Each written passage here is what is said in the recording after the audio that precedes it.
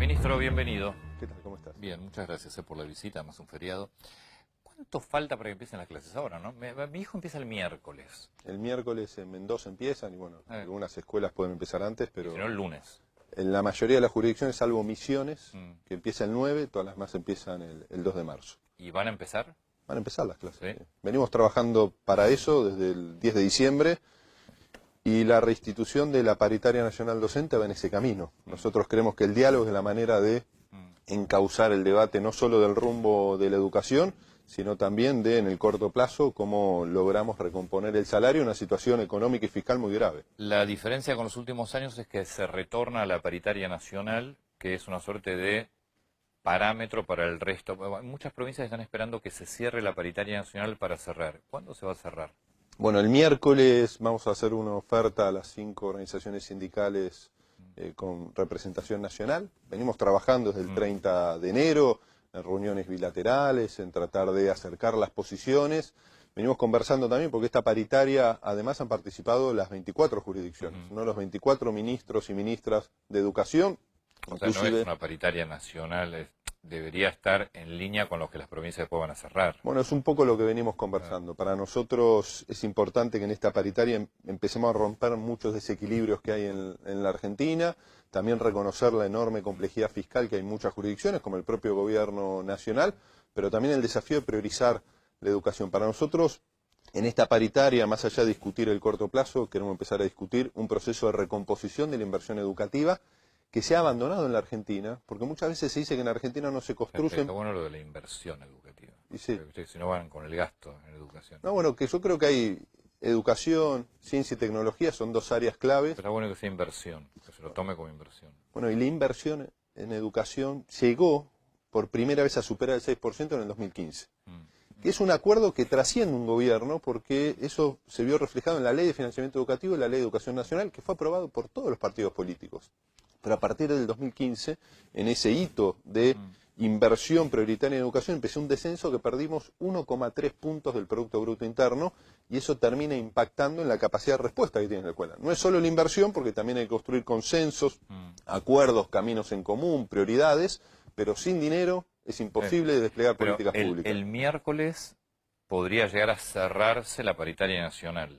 Sí, el miércoles nosotros vamos a hacer la presentación, la oferta, y luego cada una de las organizaciones tiene sus asambleas, y a partir de esas asambleas esperamos que sea acompañado esta nueva etapa de diálogo, porque también la ruptura del consenso, del consenso que había, que en realidad era confrontación, y pasar a una etapa de consenso para nosotros es lo más importante. Pero y ahí, perdón, ese mismo miércoles, situación, los gremios toman, los gremios nacionales giran, van a la reunión en las provincias, por ejemplo está la de Kicillof con los gremios de la provincia de Buenos Aires.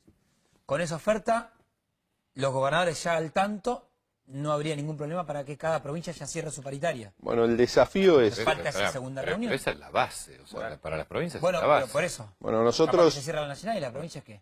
No, pero creo que está todo muy concatenado. Nosotros el día miércoles incluimos, obviamente, que es la responsabilidad de la paritaria nacional, fijar un salario inicial para toda la Argentina. ¿De cuánto? Bueno, es lo que vamos a discutir el miércoles. Hoy es 20.250, sí. ¿no? Y a partir de ahí lo que vamos a discutir... Eso es turno 4 horas. Eso es una jornada... Inicial. Sí, inicial. Ese es el 4 salario horas, inicial maestro, base, sí. que hay que garantizarle el ingreso a todos los maestros y maestras. ¿En mano? Eso es en mano. Eso es en mano.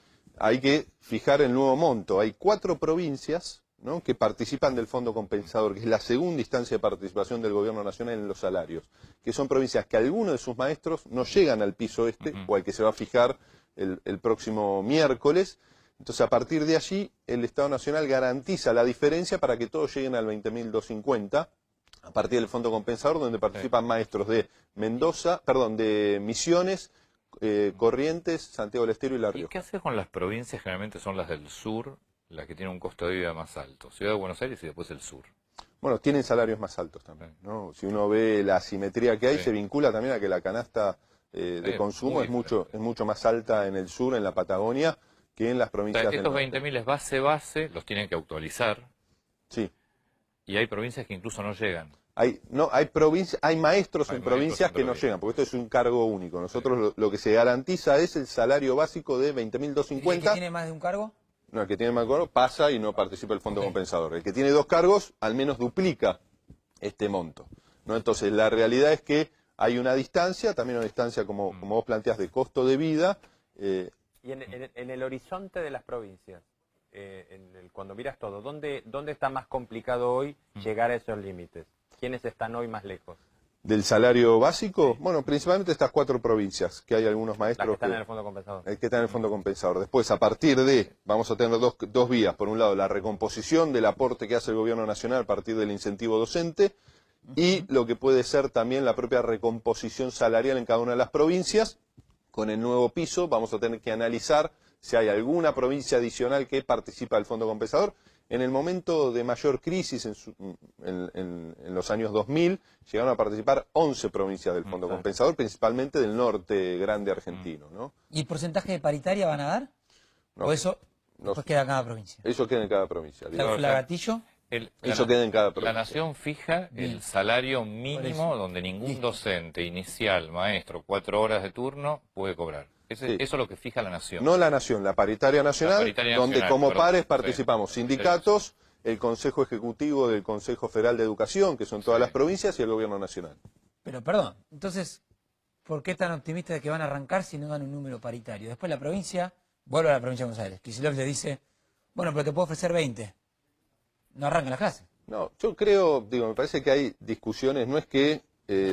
no, pero no es que todo está parado, interrumpido. Salario mínimo. Lo que va a hacer la Nación es dar otro mínimo, que en definitiva es un porcentaje.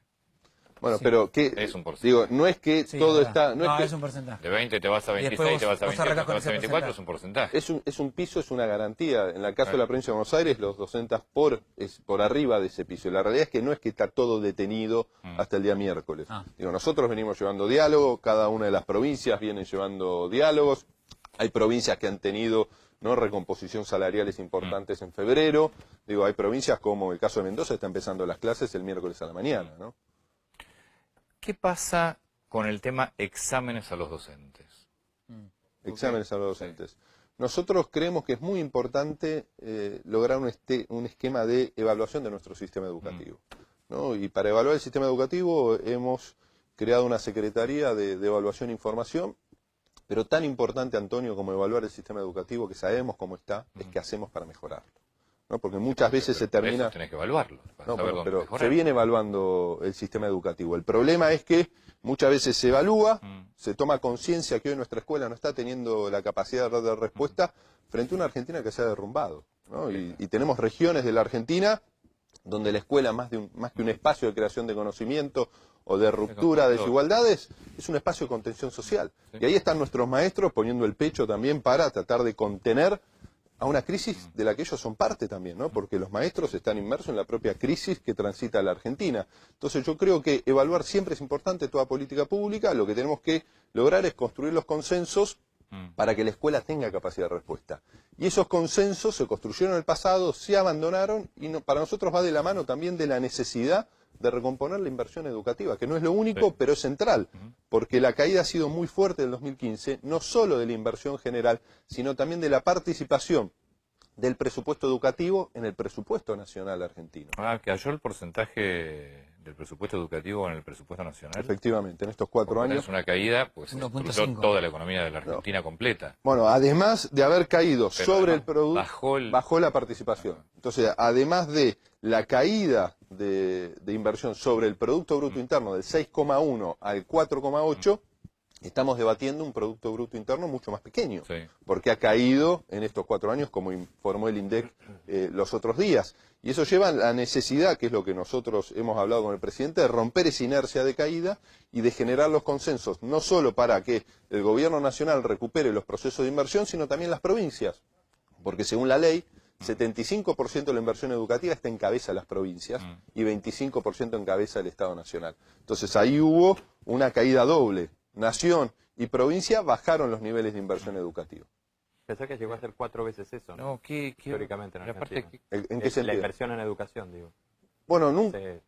40, 50 años. No, nunca se invirtió tanto en términos de la riqueza en nuestro país como el 6%. Digo, me parece que hoy hay comparado sobre Producto Bruto Interno. Y también, yo digo, nuestra escuela está en una situación muy compleja, como lo está la Argentina, pero también hay muchas cosas para rescatar de nuestra escuela, ¿no? Y Argentina, tenemos que ser conscientes, está viviendo un proceso de universalización de acceso a todos los niveles educativos como nunca antes vivió en su historia, desde la educación inicial hasta la educación superior universitaria. Ahora, bueno, tenemos que dar también la discusión de cómo mejoramos la calidad, cómo logramos que nuestra escuela secundaria tenga la capacidad de vincularse con el mundo del trabajo, que le dé respuesta a nuestros adolescentes para que se sientan interpelados por la escuela. Bueno, son nuevos desafíos que tiene que tener la escuela y que se relaciona también a la construcción de estos diálogos que nosotros planteamos en la reunión que tuvimos el viernes y el sábado del Consejo Federal de Educación en la ciudad de Mar del Plata. ¿Por qué la educación universitaria, que también está en la Argentina y forma parte de este contexto y de la realidad, la verdad es que sigue siendo ejemplo en el mundo, gratuita, con un nivel impresionante, y no se puede sostener lo mismo en primaria y secundaria?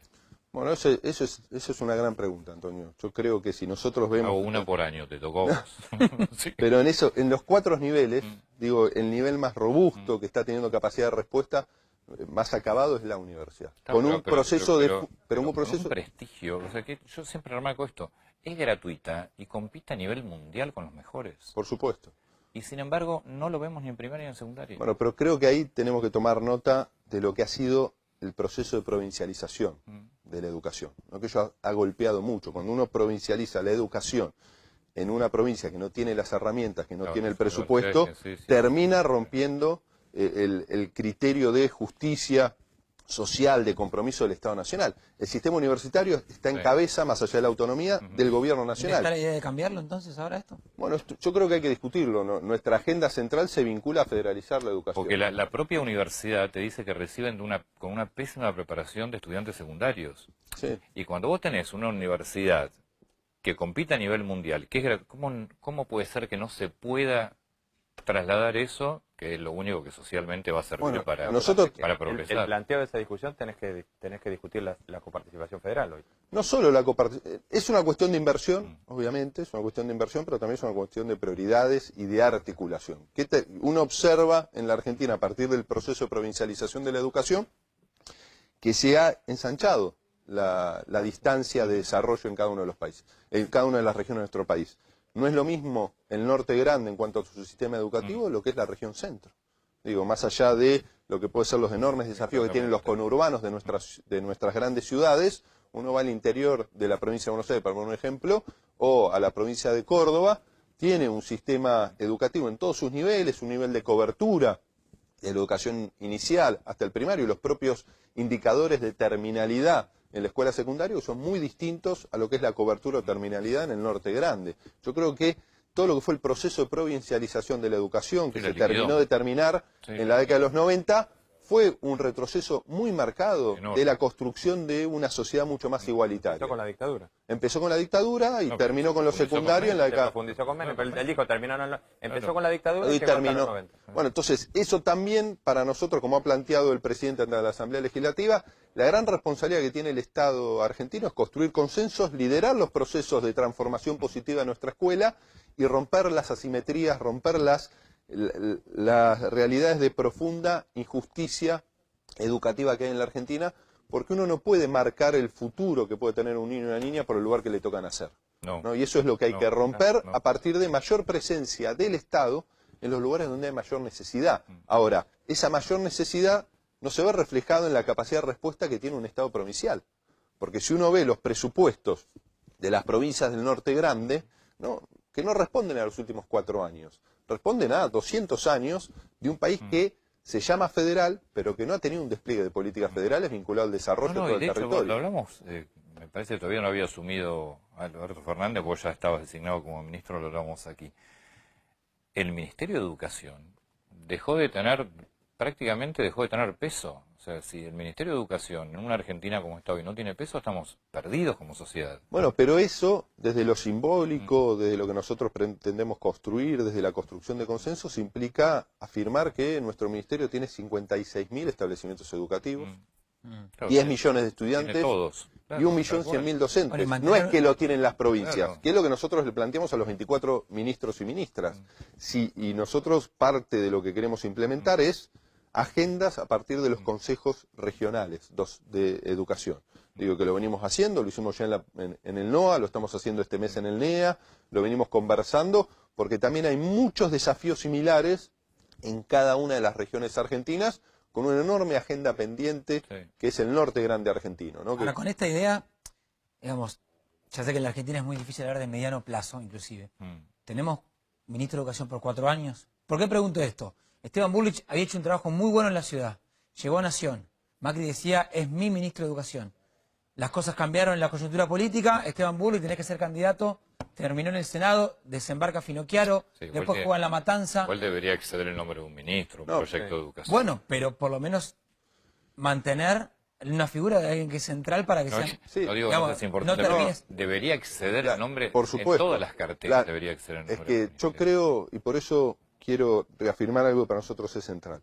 Argentina tomó una decisión en el 2005-2006 de priorizar los procesos educativos. A partir de un plexo normativo como la Ley de Financiamiento Educativo, la Ley de Educación Nacional, la Ley de Educación Técnico-Profesional, que entre otras cuestiones marca que el 0,2 del presupuesto tiene que ser destinado a educación técnica. Hoy eso se incumple, se invierte el 0,08. Digo, eso fue una caída también estos 4 años. Si nosotros construimos consensos multipartidarios, multisociales, hay que sostenerlo. Porque cuando le decimos a la escuela, en los procesos de evaluación, ¿por qué nos va mal comparativamente con los países de la OCDE, los países desarrollados? ¿Cómo nos va a ir? Si aquellas son sociedades igualitarias, son sociedades que sostienen sus procesos educativos, sostienen los procesos de inversión, y la respuesta llega. Nosotros somos un país, digo, que ha profundizado su desigualdad y que hemos quebrado esos acuerdos. Sí, pero igual, Nicolás, durante del 2005 al 2015, tampoco mejoró la educación. O sea, siempre la universitaria fue la excepción, pero primaria y secundaria siempre fueron hacia abajo. Es que no, pero primero venimos... fueron mejorando. Bueno, pero analicemos los procesos históricos, ¿no? Porque la escuela no es que la escuela lo que hace hoy, uno lo termina viendo al año. Digo, son procesos de largo aliento. Y se vinculan también a la realidad social general. Digo, cuando tenemos niños y niñas que llegan con hambre a la escuela, es difícil asumir eso. Pero lo pongo como ejemplo, digo. Un país que se desarrolla, un país que invierte prioritariamente en educación, es un país que va hacia el desarrollo. Digo, como una premisa básica. En la década del 80, los procesos de inversión no fueron sustantivos. En la década del 90 tampoco y se provincializó. Llegamos a la crisis del 2001 con una pobreza que llegó por ingreso al 57%, una desocupación casi al 25%, una crisis social sistémica. A partir del 2005-2006 empezó un proceso de construcción de ciertas prioridades en el campo de la educación que fueron abandonados. Entonces, nosotros decimos, más allá de quién sea el ministro, el presidente, la presidenta, hay que sostener la prioridad de la educación. Ahora tenés que volver a empezar, ese es el problema de la Argentina, todo el tiempo es como volver a empezar. Bueno, pero hay cuestiones que tenemos que lograr los consensos como se hizo. Digo, porque muchos hablan, yo lo decía a los maestros, porque hicimos un encuentro con más de 1000 maestros en Mar del Plata este fin de semana para discutir esta agenda, muchas veces se habla de evaluación, y yo celebro que así sea, pero esos mismos referentes, inclusive del campo de la educación, que ponen el eje del debate educativo en la evaluación, yo creo que lo deberían poner en también levantar sus voces frente a la retracción del Estado en los procesos de inversión y de consensos educativos. Obviamente. ¿Qué lo pasó en los últimos?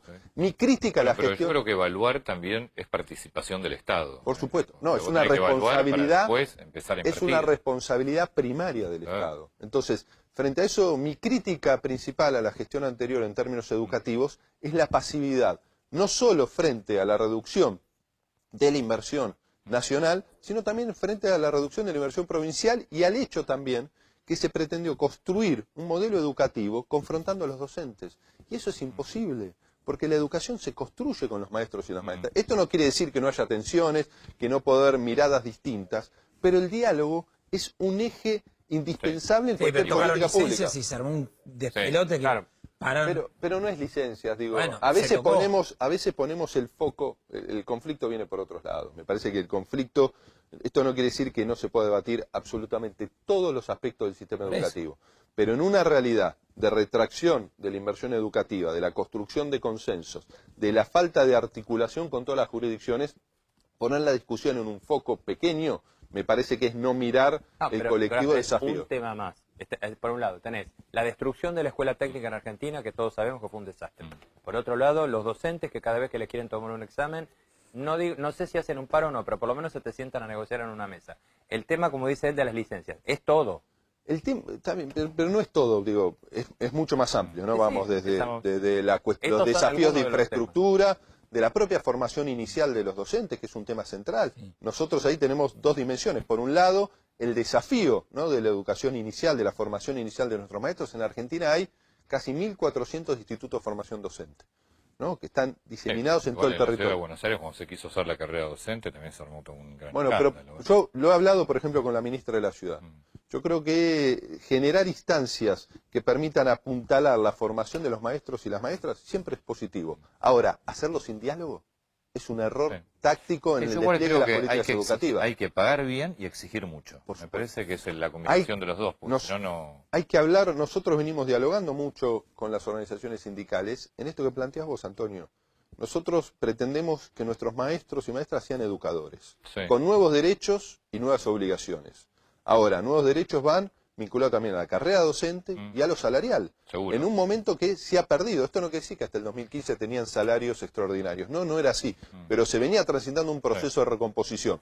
Y a partir de ahí se rompió. El desafío que tenemos es que las políticas educativas trasciendan a un gobierno, trasciendan un partido y se transformen en políticas de la sociedad. Te hago una última pregunta. Lo que se ve, creo que el año pasado por primera vez en mucho tiempo cambió la matrícula y hubo un traspaso de privado a público producto de la crisis económica. ¿Está en condiciones? Bueno, no está en condiciones, pero ¿qué pasa si masivamente empiezan a pasarse? Porque la gente no puede pagar un colegio privado ya, en muchos casos. Bueno, en eso también la Argentina tiene distintas variaciones según la jurisdicción. Digo, la Ciudad de Buenos Aires es muy distinto al resto de la Argentina. Hay provincias donde más del 90% de la matrícula es estatal, es pública, ¿no? Entonces, eso va variando según la provincia, obviamente que está muy atado a eso, está muy atado también a la profunda crisis económica que atraviesa la Argentina. Y si hay una jurisdicción que debería tener los recursos, cuestión que yo también he hablado con la ministra Soledad Acuña, es la Ciudad de Buenos Aires, que es la ciudad más rica de nuestro país y es la que mayor cantidad de recursos tiene para dar respuesta a la necesidad también de vacantes que no están garantizadas, por ejemplo, en nuestra educación inicial. Pero es cierto, puede ser que sea más de la Ciudad de Buenos Aires, pero te digo que es una conversación, una preocupación creciente, porque no se puede, hay colegios que ya no los puedes pagar. Por más que vos quieras bajar, ya el piso de un colegio privado es alto. Bueno, ahí uno ve la realidad. Para nosotros no hay conflicto entre la educación estatal y la educación privada. Hay un esquema de complementariedad. Hay inclusive en muchos lugares de nuestro país, más allá que nuestra mirada es que tiene que estar el Estado y la educación estatal en todos lados, en muchos lugares la escuela que está es una escuela parroquial. Y no estamos hablando de escuelas... Una escuela que es relativamente económica. Son escuelas relativamente económicas, hay muchas también proyectos subvencionados por el Estado. Mucho en el Gran Buenos Aires y en el interior. No, y en el interior del país, entonces ahí no hay conflicto. Lo que sí tiene que haber es un esquema de planificación, tiene un esquema de articulación de los desafíos de la educación, de la complementariedad que tiene que haber entre la educación privada y la educación estatal, que todo es público, ¿no? Sí. Bueno, te tenés que ir, así que resumimos. Miércoles oferta. Miércoles oferta. A nivel nacional, después de 4 años, ¿no? Vuelve la paritaria. Después de 3 años. Después de 3 años, por primera vez Macri estuvo. Miércoles oferta, tienen que responder después cada uno de los gremios, va a ir a hablarlo con sus asambleas o en sus bases, hablará en las provincias, y el lunes deberían estar empezando las clases, creen, sin ninguna sorpresa. Eso es lo que esperamos, ¿no? Y porque, digo, hay diálogo en este momento en cada una de las jurisdicciones, y también para nosotros, Antonio, es importante marcarlo. Nosotros en el decreto que reestableció la paritaria nacional docente, establecemos que la convocatoria es todos los noviembre de cada año, para que no estemos corriendo con el inicio del ciclo electivo. Esto fue excepcional porque nuestro gobierno asumió el 10 de diciembre, salió el decreto a mediados de enero de convocatoria, entonces estamos con este desafío de empezar a generar estos espacios de diálogo en una paritaria que pretendemos que esté abierta todo el año para discutir también los aspectos educativos y pedagógicos con los maestros y también con